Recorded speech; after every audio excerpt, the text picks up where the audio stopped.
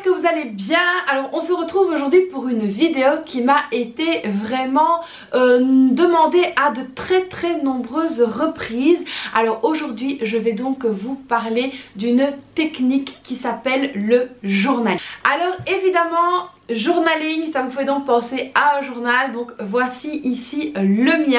Alors évidemment je ne vous montrerai pas l'intérieur et vous allez donc comprendre pourquoi.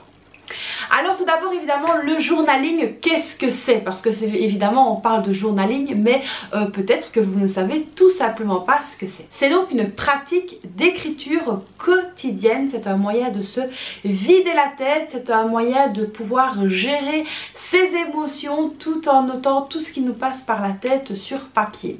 Alors ça peut un peu faire penser à un journal intime, c'est pour ça que justement on ne se prend pas la tête dans son journal, on écrit vraiment ce qu'on a envie, de la manière qu'on a envie et de la manière la plus détendue possible. Alors évidemment le journaling peut se présenter selon différentes manières. On peut retrouver donc des questions, alors donc une liste de questions donc préétablies, je vous en parlerai un petit peu plus tard, que vous allez donc répondre quotidiennement pour pouvoir suivre un petit peu votre évolution. On peut aussi choisir l'écriture libre et on peut aussi choisir un petit peu tout ce qui est liste de choses à faire, etc.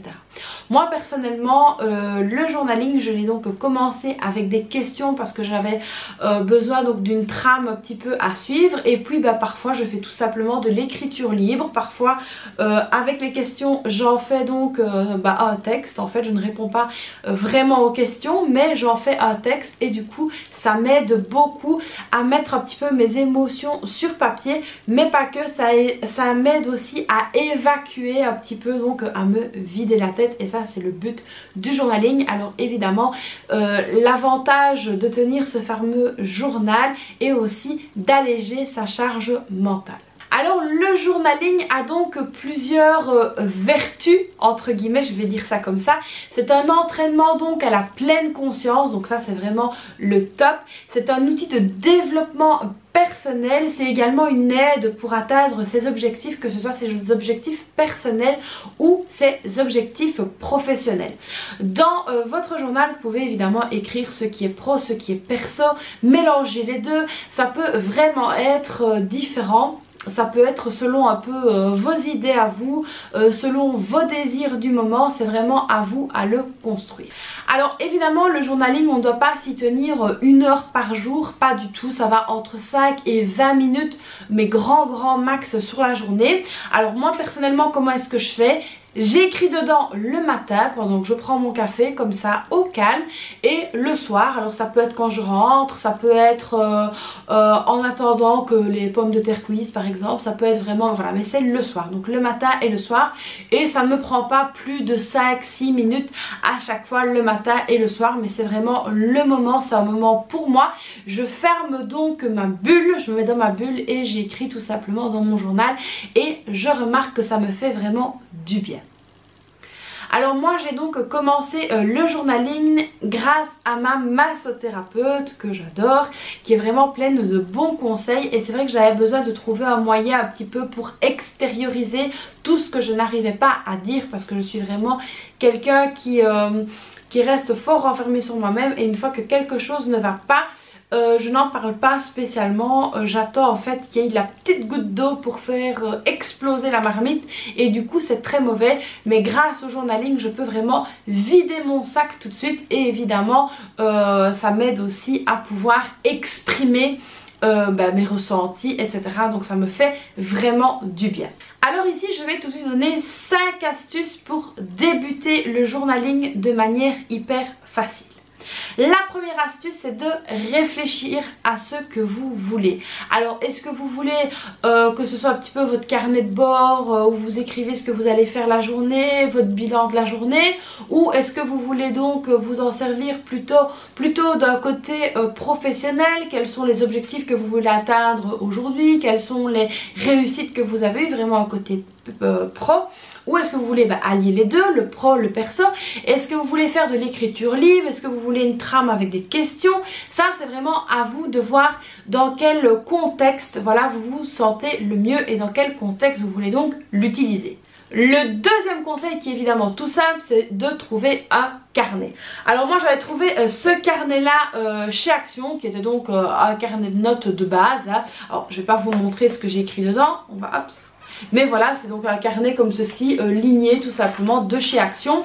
Et au départ je pensais m'en servir pour autre chose. Et là je le trouve quand même super joli. Et donc du coup je me suis dit je vais m'en servir pour mon journaling. Et donc c'est mon petit journal donc maintenant. Donc j'ai vraiment trouvé un cahier qui me plaisait. Alors l'idéal c'est de trouver un cahier qui vous plaît. Mais vous pouvez très bien le faire dans un cahier que vous avez comme ça chez vous. Un cahier à recycler. Là, troisième chose que je peux vous conseiller, c'est de faire de l'écriture une habitude. Alors évidemment, il va falloir du temps pour que vous mettiez ça en place, mais c'est très important d'en faire donc une habitude pour que vous ayez donc ce moment à vous où vous allez donc écrire.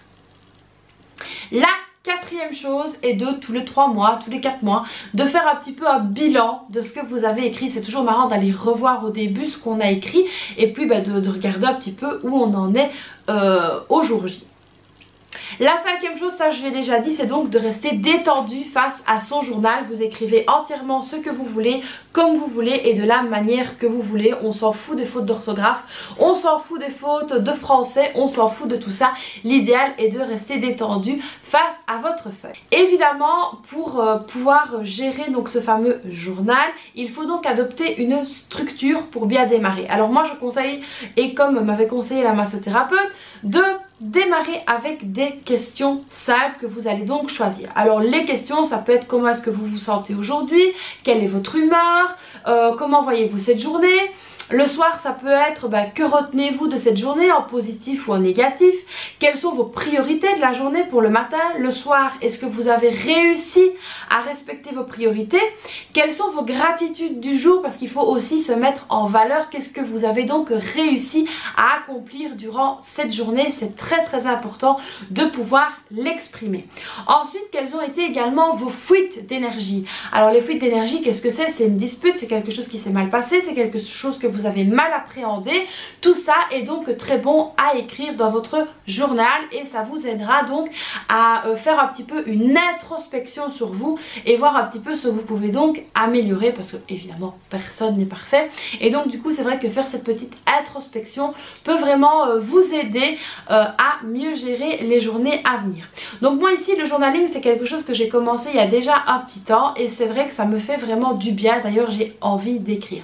Alors peut-être qu'il y a des jours où vous n'aurez tout simplement pas envie, pas la motivation, pas les idées. C'est pas grave, laissez-le de côté, mais n'hésitez pas à y revenir. L'important c'est que si vous le mettez de côté, c'est de toujours y revenir pour que vous puissiez voir votre évolution. Alors moi par exemple, tout simplement si je me dispute avec mon mari, je vais le noter.